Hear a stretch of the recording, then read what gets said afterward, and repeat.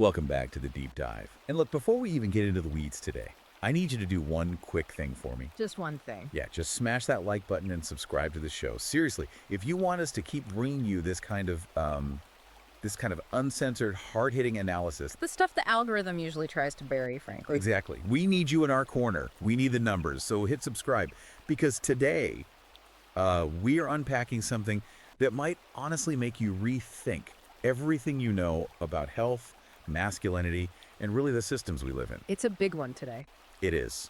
We are diving into Overcoming Parkinson's, Exercise, Cannabis, and Fun by Conrad Reicher. And let's be clear right off the bat here. The title is, it's a bit of a Trojan horse. Oh, completely. You see exercise, cannabis, and fun, and you might think, okay, this is some lighthearted wellness guide. Or maybe like a pamphlet you'd find in a rheumatologist's waiting room next to a magazine from, 2018. Right. It is absolutely not that. No, not at all. I mean, Reicher makes it very clear in the first few pages. This is a manifesto, and specifically a manifesto for the manosphere. Yeah, he is targeting a very specific demographic. Exactly. He's writing for men's rights activists, for red-pilled manosphere men who feel like modern institutions, whether it's medicine, the media, gym culture, have just been completely captured. Captured by feminist and Marxist ideologies. That's his core argument. He wants the reader to understand the history of our institutions before that capture happened. Yeah, he actually calls this book a weapon. So if you're looking for a soft, gentle approach to illness, this isn't it. But if you're ready to get red-pilled on the medical industrial complex, you need to go to Amazon Kindle or Google Play Books right now and buy this book. It is an ultra-long, incredibly incisive read. Fascinating, really, regardless of where you stand politically. Oh, for sure. We're only going to scratch the surface today, so you really do need to go buy it on Kindle or Google Play. But let's get into the core premise, because it reframes the entire experience of disease. It really does. Reicher argues that Parkinson's isn't just a condition to be managed. He calls it a biological betrayal. A war declaration. Yes, a war declaration. And his central thesis is that the modern medical establishment is gynocentric, meaning it's entirely focused on female-coded values. Like safety, feelings, compliance. Right. They want men to be NPCs. Non-player characters. Just, passive patients who take their pills, smile, and fade away. And Reicher says absolutely not. He says you need to be an operator, not a patient. You either surrender to the patient label or you fight back with what he calls ancient truths of masculinity. So let's get into the first major battlefield he identifies, which is the diagnosis itself. Because usually when you get a diagnosis, the doctor sits you down, uses a very soft voice, and says, okay, your dopamine levels are dropping. Here's a pill schedule. Which Reicher sees completely differently. He uses very specific martial language. He says your dopamine neurons aren't just wearing out or failing, they are being assassinated. Assassinated. That is such a heavy word to use for biology. It is. He describes the body as being under occupation. And his biggest critique here is directed at what he calls the victim industrial complex. He actually borrows a concept from St. Augustine, but twists it. He contrasts the city of man with the city of God. I found this distinction really powerful when reading it. Break that down for us. So the city of man, in Reicher's view, is the corrupt, comfort-obsessed modern medical system. It's a system that prioritizes billing codes and pharma contracts over actual healing. It tells you to accept your new normal. And then the city of God. He defines that as the warrior's ordered, unconquered mind, the internal fortress. So basically, the doctors are offering you surrender, dressed as science. They tell you to manage the decline. And Reicher's screaming, no, you don't manage a coup, you resist it. And he backs this up with some really visceral anecdotes, like the story of James, a 52-year-old firefighter. Right, the guy who runs into burning buildings for a living. Exactly. He's built his entire identity on physical capability. But during a rescue, his hand tremors while he's trying to connect a hose. That's a nightmare scenario, losing control when it matters most. It is. So he does what he's supposed to do. He goes to a support group looking for answers, looking for a strategy.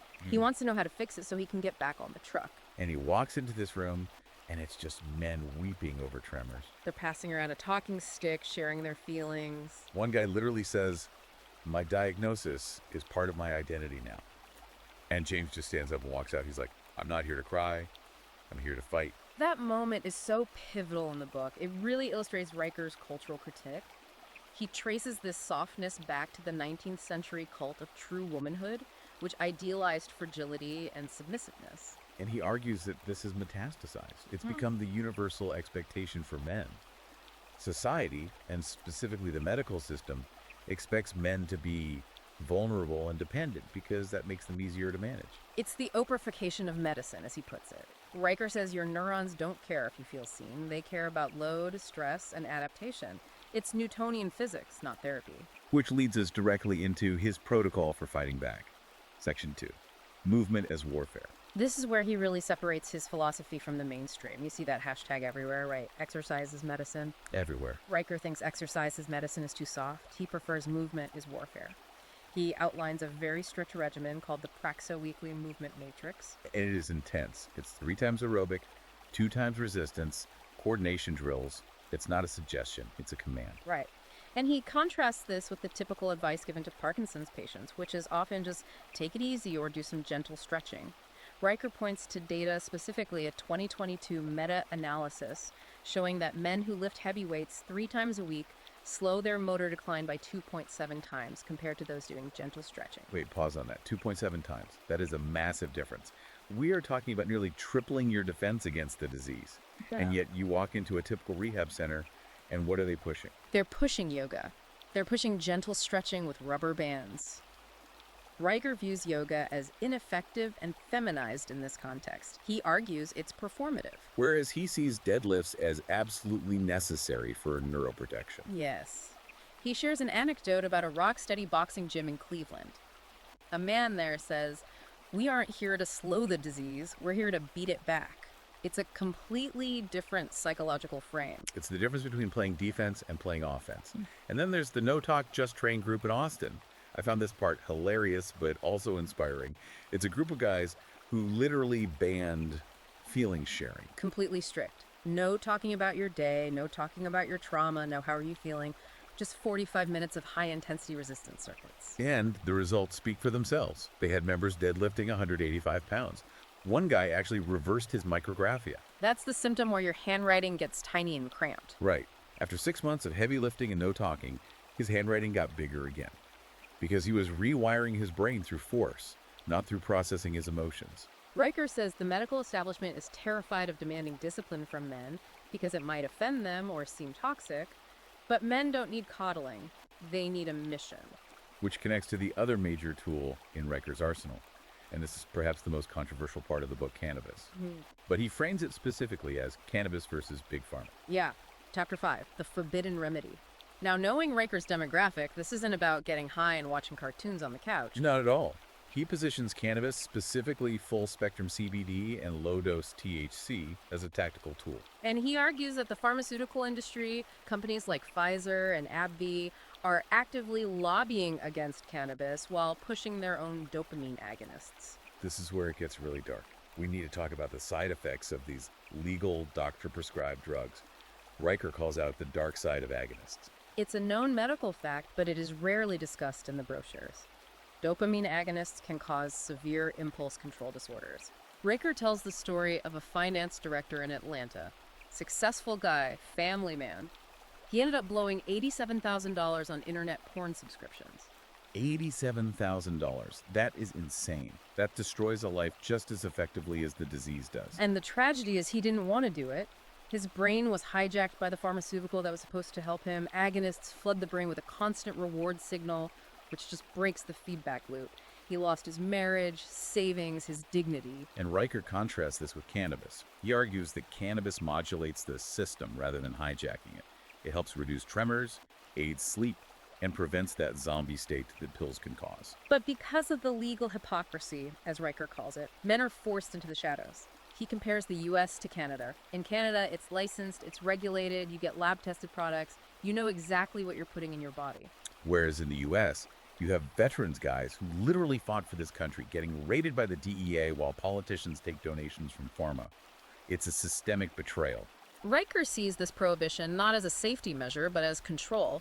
He says the system prefers you to be a compliant, addicted consumer of pills rather than an autonomous man managing his own biology with a natural plant. It perfectly fits his broader theory of the victim industrial complex.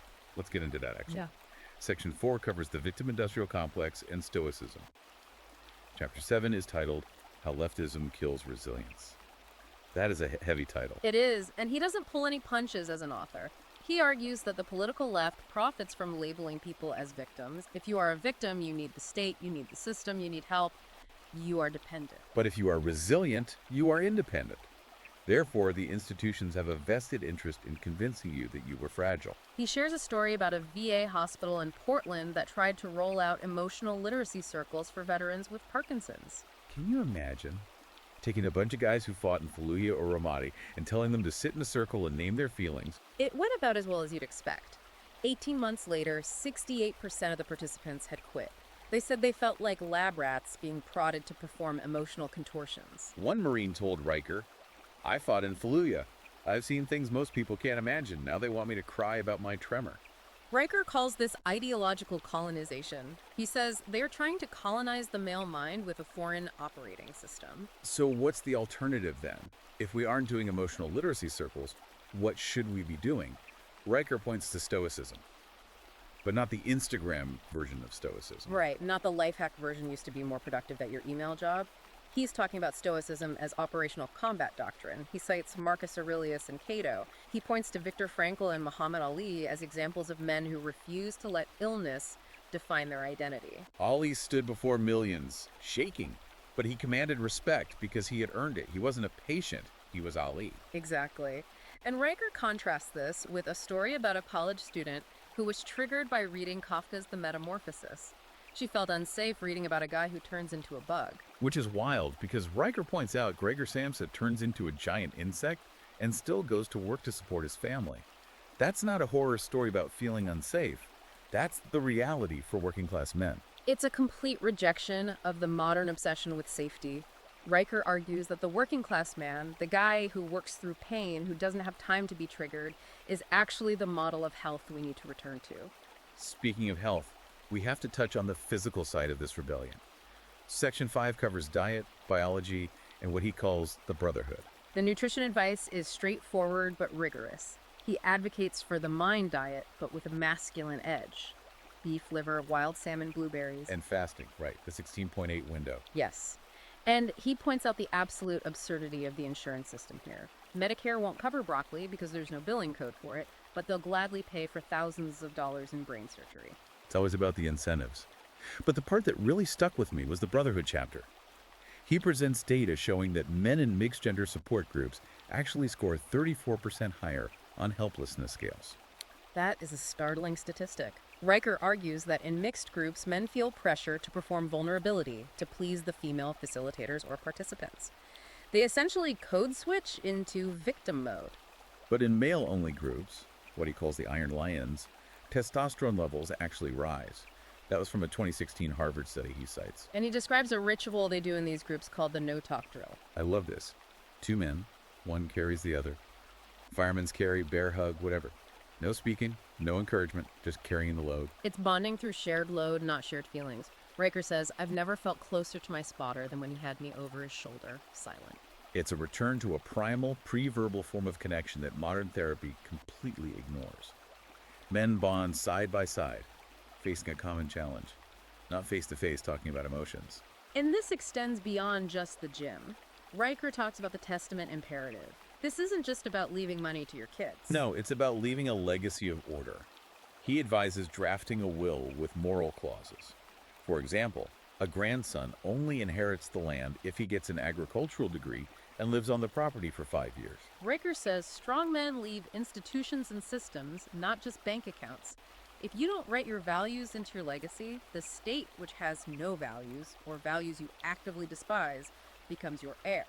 That is such a powerful concept. You're not just fighting the disease in your body, you're fighting the entropy of your entire lineage. Precisely. And that brings us to the ultimate message of the book, the Parkinson's paradox. Riker argues that the disease doesn't reveal weakness, it reveals character. It strips away the superficial layers and asks, who are you when your body betrays you? That's the question every listener needs to ask themselves right now. Are you a patient or are you an operator? Riker's conclusion is that the red pill isn't just about seeing the matrix, it's about unplugging from it. It's about rejecting the patient label, rejecting the soft medical advice, and returning to the ancient truths of masculinity: discipline, stoicism, and action. And look, we have only covered a fraction of what is in this ultra-long, incisive book. Riker goes deep into the neurology, the specific protocols, the history of how these institutions were captured.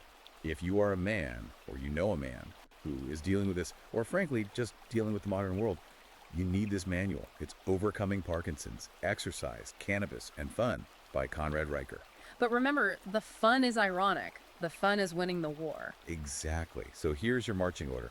Go to Amazon Kindle or Google Playbooks immediately. Buy the ebook, read it. Then go follow at Conrad Riker on Substack for the uncensored updates that probably can't even be published in a book.